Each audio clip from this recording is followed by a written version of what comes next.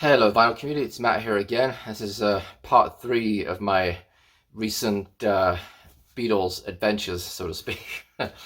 um, so the first two parts are part one. I showed some Japanese Beatles albums that I got in the last few months. And then part two were UK pressings. Part three, we got a bunch of US Beatles albums here, and it's a funny thing. I'd always sworn that I wouldn't buy the Capitol Beatles albums. I honestly thought that they bordered on sacrilegious. Because it wasn't what the Beatles intended. Some of them are clear sort of money grabs from Capitol, where they're putting fewer songs on the records, which I understand was more standard in the US compared to the UK, but still, it allowed them to really stretch things out and to put out more and more albums. So, but anyway, I thought, as I mentioned in the previous videos, if I'm going down this kind of rabbit hole of different Beatles pressings, I kind of have to explore the US Capitol pressings. And actually, I've been somewhat pleasantly surprised. Now, I have had one or two Capitol pressings before. I think I had a copy of Revolver at one point, which I kind of wish that I still had now. But anyway, so and in fact, this may sound kind of silly, but I think that was the first time that I realized, however many years ago when I bought that copy of Revolver. Until that point, I didn't realize that the US pressings differed from the UK pressings, and it may sound naive or whatever, but I mean, I grew up in the UK. I I don't remember the US pressings ever being a thing. I mean, I guess I was a kid when I was into the Beatles in the 80s and that, but still, I don't remember ever seeing any US pressings in any record store or anything like that. So it just wasn't something that was on my radar. And then when I bought this copy of Revolver from eBay, I mean, it's probably around 5 years ago now or something, and I realized the track listing was different. I thought, well, hang on, it's missing three songs here. And that's kind of when then I realized, oh, even the Capitol records with the same titles like Rubber Soul, Help, Hard Day's Night, Revolver, even those, up to Sergeant Pepper, where it became unified, even those are different in the US. So I wanted no part of it, and just thought, it's just nonsense. It's not what the band wanted. But I have started to appreciate the Capitol releases a little bit more, um, and also try to look at it this way, in that, look, uh, the Beatles had already been big in the UK for over a year before the Ed Sullivan Show in early 1964 in the US, and that's when Beatlemania really exploded in America. But up to that point, they've already put out two albums in the UK. They've already put out Please Please Me and With the Beatles, and A Hard Day's Night is not that many months away. Plus they've put out several singles and so on. And so from Capitol's point of view, I kind of get it now, because they couldn't just issue Please Please Me as the first album in the US. That wouldn't make any sense. That album was a year old already, and it's out of date. You're not going to have as many people buying it. And so it started to make sense. That, okay, well, anyway, that'll lead me on to this. Meet the Beatles, which of course was their first Capitol album, not including Introducing the Beatles, which is on VJ Records. But this was the first Capitol album, Meet the Beatles. And so you've got a smattering of songs here. I think there's just one or two from Please Please Me. There's most of them are from With the Beatles. You've also got I Want to Hold Your Hand with the B-side This Boy, which was the single.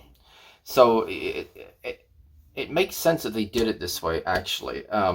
It's sort of interesting what they did with the cover. They gave it this blue tinge, this blue hue to it, which I think is okay. I don't think it's better or worse, just is what it is.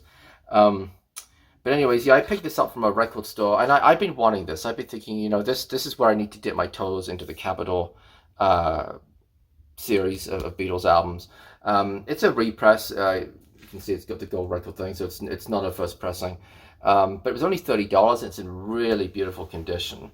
And I thought, let's just get it and see what I think. And I have to be honest, I really liked it. Um, I've read online that there is some argument that this is better than with the Beatles, which is the natural comparison for two reasons. One, obviously, the cover, the photo is the same, and also the fact that the majority of the tracks in here are taken from with the Beatles. Not all of them, but most of them. So yeah, I can see why people say that this is better. There is a good strong argument for that because now it does have fewer tracks. It's got 12 tracks, which again was standard for the US in that time. 14 was more typical in the UK, but it leads with "I Want to Hold Your Hand," which of course was not on any UK album. Um, at least not no up to this point. It was later on compilations, but up to this point it was just a single release. Well, "I Want to Hold Your Hand" was a massive hit, so why not have that be the lead track? And it's followed by "I Saw Her Standing There," so we do kind of briefly go back to "Please Please Me." And so again, this made sense now why Capitol went in this direction. And yes, you end up with this mishmash of songs, you do, but they're actually grouped together pretty well. And again, it made sense that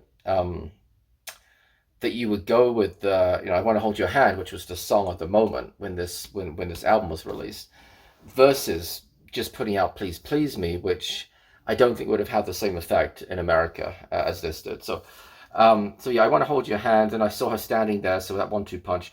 "This Boy" is the third song. That was the B-side to "I Want to Hold Your Hand." We think "It Won't Be Long," which of course is the opening track from With the Beatles. "All I Gotta Do," "All My Loving," again from With the Beatles. So side one is really, really tight, I have to say. Side two isn't as good because there's a little bit of filler in here, as in songs that were kind of filler from With the Beatles. So we've got "Don't Bother Me," "Little Child," "Till There Was You." Okay, that's a good song. "Hold Me Tight," another nice song. "I Want to Be Your Man," and "Not a Second Time." But the other thing that I was interested in with the Capitol releases was all of the added reverb and echo that Capitol added to these mixes, and I quite liked it. It made for an exciting listen. It really did, and I'm really pleased that I picked this up. Really pleased. So that's then led me, like I said, down this sort of rabbit hole. I also grabbed the Beatles' second album. This one's still in the shrink. Again, I don't think it's an original pressing. Pretty sure it's not.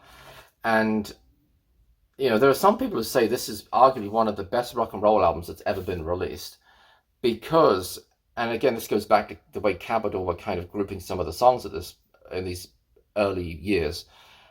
All of the songs on here are their rock and roll numbers, which means, of course, that a lot of the songs on here, maybe even most of them, aren't Lennon-McCartney or Harrison songs, because they did a lot of cover versions back in the early days. So you've got "Roll Over Beethoven," "Thank You Girl," "You Really Got a Hold on Me," "Devil in Her Heart," "Money," "You Can't Do That," "Long Tall Sally," "I Call Your Name," "Please Mr. Postman," "I'll Get You," and "She Loves You." So again, we get a single right at the end, "She Loves You," massive worldwide #1 hit. Was not available on any album in the UK, not until the Golden Oldies album in '66. And we also get a bunch of songs here from the EPs, which is sort of important because while EPs were pretty popular in the UK, they were not popular in the US. It just wasn't really a thing. And so it made sense for Capitol to take those EPs, the majority of which really were rock and roll songs, and combine them with rock and roll songs from With the Beatles and put them onto an album. Plus again, you've got "She Loves You" on the B side, "I'll Get You." So yeah, like Roll Over Beethoven is from With the Beatles, but "Long Tall Sally," that's from the EP. And yeah, I mean it's again, it's a really enjoyable listen. The added reverb and echo, some people like it, some people don't, but I think it's interesting. I do, and I really enjoyed this one as well. Next up, and I've just played this for the first time this morning, so this is kind of hot off the presses. The US Capitol version of "Help." Now, this is sort of interesting because the UK release has, I'm assuming it's 14 tracks, I think it is. This only has seven original Beatles songs on it. Um, the gaps are filled in by orchestral numbers from the Help movie. But actually, I think this is kind of an important release because where else could you find any of the orchestral score to the movie? And you have to remember that while Beatles movies nowadays, I guess, really aren't that popular, they're not. You don't look back at them and think, "Oh man, those are classic movies." I'm not dissing them. I'm not commenting on the one way or the other in terms of how good they are, but just in terms of kind of their legacy, they're not. You know, you think of other '60s movies. It's not like The Graduate or something where it stood the test of time. Um, but where else could you get these orchestral scores from? And the cover's quite nice. I don't think it's as good as the UK one, but this was an enjoyable listen too. Now this is not a first pressing; it's on an Apple label, so it's from the early to mid '70s, I think. It does cover a lot of the bases. You do get Help, The Night Before, You've Got to Hide Your Love Away, I Need You, Another Girl, Ticket to Ride, and You're Gonna Lose That Girl. Probably the most important song that's not on here, which is on the UK one, is Yesterday. Um, of course, that ended up on the Yesterday and Today album in the US. But yeah, I liked this. I was pleasantly surprised by the audio quality. A lot of these Capitol releases, it's not like they were first. It's not like they were the first generation master tapes or anything. They were likely copies. But I liked it, and I'd never heard these instrumental pieces before, and I really enjoyed the was it Another Hard Day's Night, which plays little snippets from A Hard Day's Night and Can't Buy Me Love, instrumental snippets. I thought that sounded really cool, and you hear an early use of the sitar as well with that, which is kind of nice. I'm not sure if the Beatles themselves um, were the ones playing the instruments on that. My assumption was not, but maybe somebody can correct me if that's not the case. But anyway, from Help we go into Rubber Soul, um, and this is a funny album because there are a lot of people, particularly in the US, who prefer the American version. I think some of the other albums, and I would say in particular Revolver, and probably to a lesser extent Help and A Hard Day's Night, the other ones that where the titles match the UK, the UK and US have the same titles, but the track listings differ. It seems that people generally, even Americans, generally lean towards the UK pressings, but Rubber Soul seems to divide opinion a little bit more, and there are a lot of people who think that the Capitol version is better. I'm not one of them, but I do see where they're coming from. So the reason is that we lose several tracks from here and we gain two tracks. So we lose Drive My Car, which of course was the opening track on the UK version. We lose Nowhere Man, and what else do we lose? So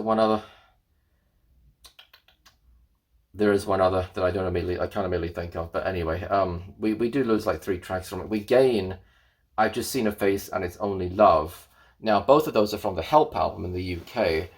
Um, Makes some sense because Help and Rubber Soul were essentially recorded back to back, and so in terms, in some ways the sound quality, the sound, the let me start over. In some ways, the sound of those songs is a little interchangeable because they started going a little more folksy with the Help album. You've got to Hide Your Love Away on there. Even Yesterday, I mean, it's not really folk, but it is purely acoustic. Um, and as a result, the US version of Rubber Soul is a very acoustic, folksy album because of the fact that you've added, in particular, I've Just Seen a Face, which is now the lead track off of here, and you've taken away Drive My Car, Nowhere Man, which are two songs that are more sort of leaning towards the rock side of things. So it's interesting. Again, I don't think the US version is better. I do prefer the UK one, but for a slightly different listening experience, I could recommend this, particularly if you can get it for cheap. This is a 70s repress. It's just on the orange Capitol label, which I always swore I wouldn't get, but this was cheap. So, and it was still in the shrink, so what the heck. And yeah, it is an interesting listen. I don't think it's not bad by any means, and I can see why some people do prefer it. All right, next up, this is just a US mono first pressing of Sgt. Pepper. Unfortunately, the B side has some really significant scratches. Well, it looks like somebody's stylus wore out, to be honest, at some point, and you know it's in like a circular motion. There's 2 or 3 significant areas. Side 1 plays great. Side 2 plays fine once you get past those scratches. But so I'm going to be on the lookout for replacement because the cover's in really nice condition. It's just the record was a bit unfortunate, but it was cheap. I took a bit of a gamble on it, so it's fine for now. I also did pick up a US stereo pressing. This is from the 70s. Honestly, I got it mostly because it was in the shrink, and I loved the hype sticker here. Isn't that great? Look at that. Yeah, but it's on, let me think, what label is this on? Oh, it's on the orange Capitol label. So, although it's on fairly thick vinyl for a 70s release, I was quite pleased about that. And it does come still with the whole insert right there, so it's nice. And yeah, just nice to have a US version of it. Next up, we have, where is it? Right here. And I couldn't remember if I've shown this or not. I don't think I showed it in a previous video, so I'm going to show it now. This is a US first pressing of Abbey Road, and it's still in the shrink. I bought this off of a guy on Reddit, and it was a pretty good price, so I thought, what the heck, nice to have a US first pressing of that.